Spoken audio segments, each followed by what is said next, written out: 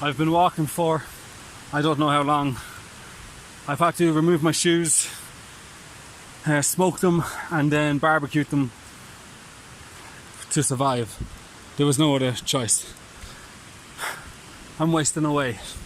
There's been no sign of civilization for thousands of hours. Definitely thousands of minutes anyway. Absolutely no signs anywhere we go.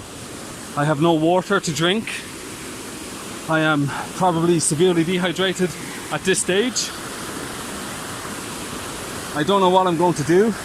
I fear that this might be my final journal entry. Much like, I feel like my plight right now is very much the same as Shackleton when he did what he did, so much more easier than what I'm currently doing. Absolutely no signs of any sort of civilization. There's no path. I've had to create my own path everywhere I go. The soles of my shoes are, the soles of my feet are crying out for mercy, but no mercy shall be upon them until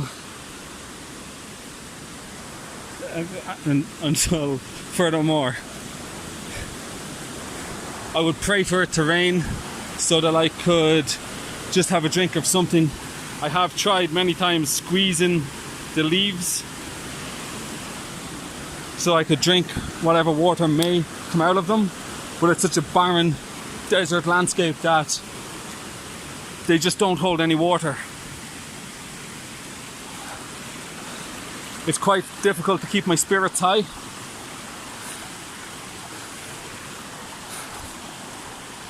But I'm managing. It's even difficult to walk on some of these sharp rocks. I feel like I will go this way. I will make a path through this desert and forge my way back to civilization, back to humanity, and back to hope. Hope is all that remains to keep me going further and further. The threat of falling is constant. Any moment I might die. Any moment might be my last. For lack of water, for lack of energy, for lack of food. There are no animals in this barren landscape. Only mud on my feet to keep the sun off, to stop me from totally drying out and withering away. No man has been here before me. There are no footsteps, no footprints in the mud. There is no waste to be seen anywhere. This is virgin territory. There are no reminders of the old civilization. Plastic. You cannot hear a car or a bus. And again, there are no footprints anywhere. At one point when I still had my shoes, I did take them off to defend from vicious pumas. And there was a couple of orangutans, Colombian orangutans. They're a rare species, but they came out when they saw me, and they attacked ferociously. 2 against 1. It took me a good 17 seconds to defend my territory and scare them away. Absolutely no signs of civilization or that anybody else has been here. I feel like Bear Grylls, except much more authentic. Maybe later I might find a puma. I will rip his stomach open with my bare hands and teeth. I will go for the gallbladder and drink whatever liquids I can find. If he has blood, and it's often been rumoured that pumas don't have blood, but if they do, I will drink it. If Hillary hasn't already got to it.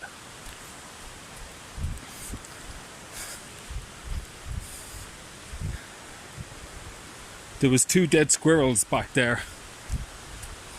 For a moment I thought maybe Hillary Clinton had been here. But then I remembered we're too far from civilization. I still have a lighter, but there is no wood. If there was some wood or something, maybe I could shimmy a fire together and get warm. Temperatures here are sub-zero during the day and scorching hot at night time. Hopefully I'll find something somewhere that might catch a light. A piece of wood or some plastic, I don't know. That's the hope. Maybe with the smoke from a fire I can fashion together, it might attract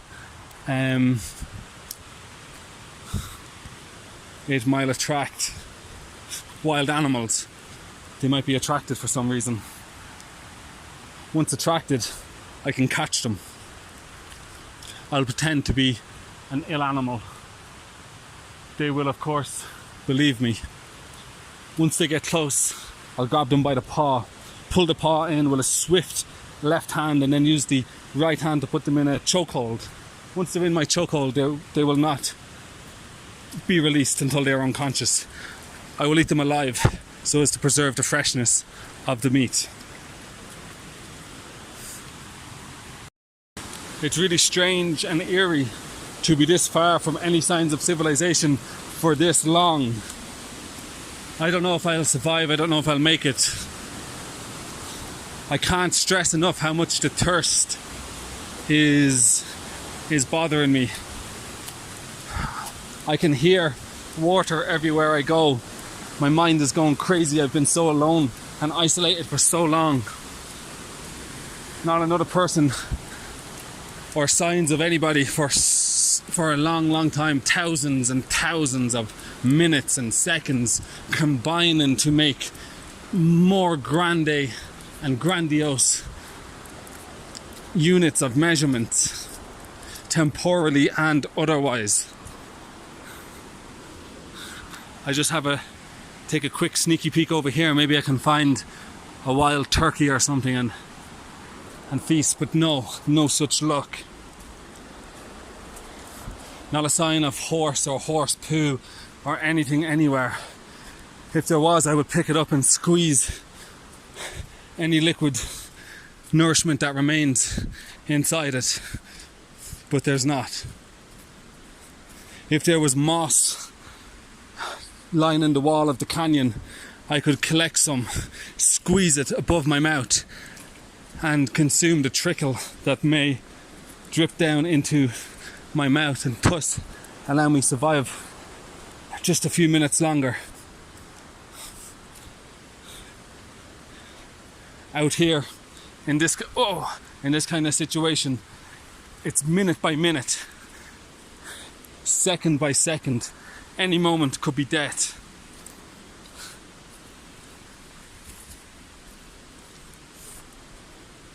Treacherous path, virgin and untrodden before.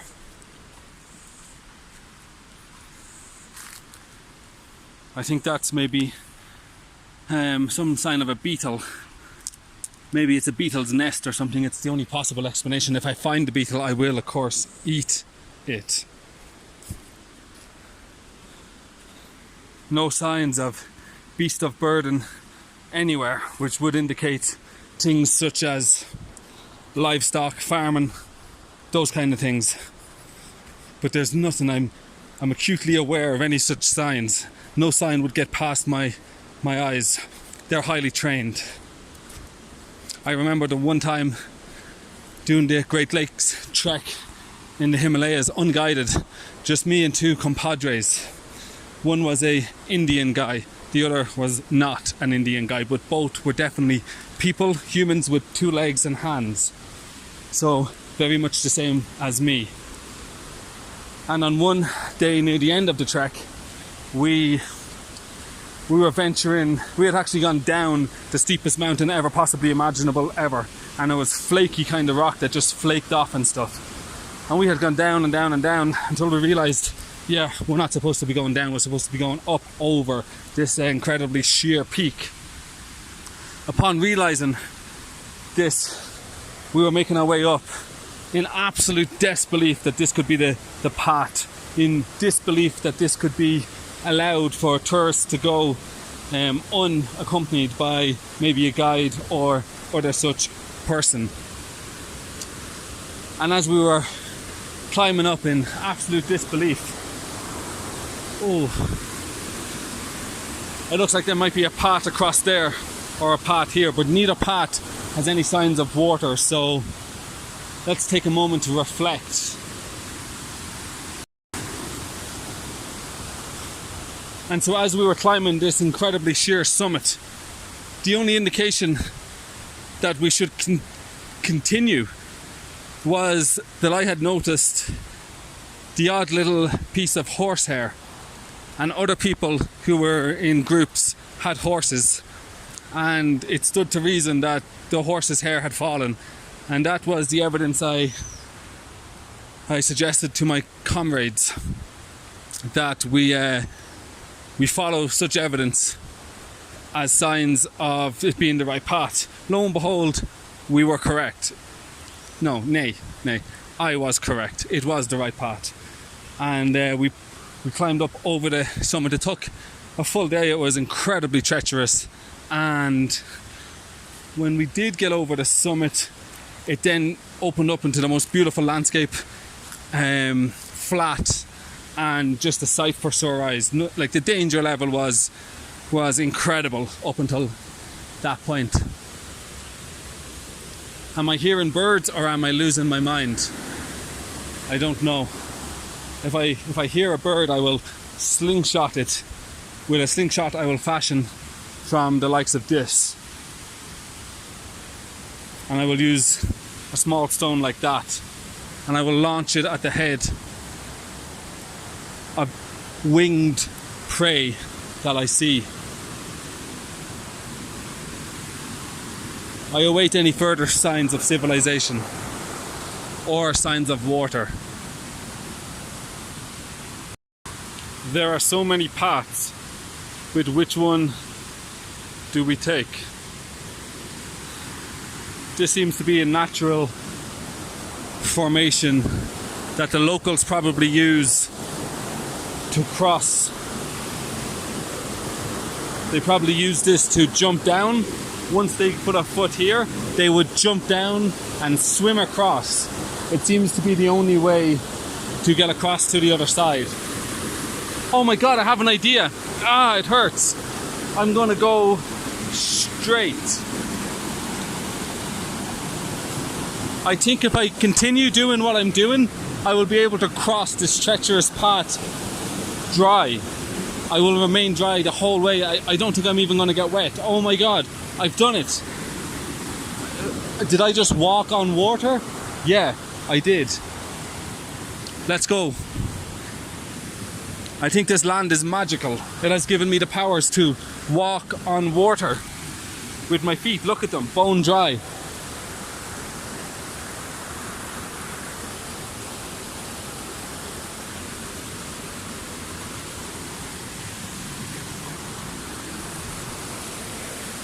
Crossing this path implies some charge that must be paid at the exit point. Good tree, good tree. I think the trees here talk, and probably it implies that I agree to pay a charge at an exit point, as opposed to implies. But who knows?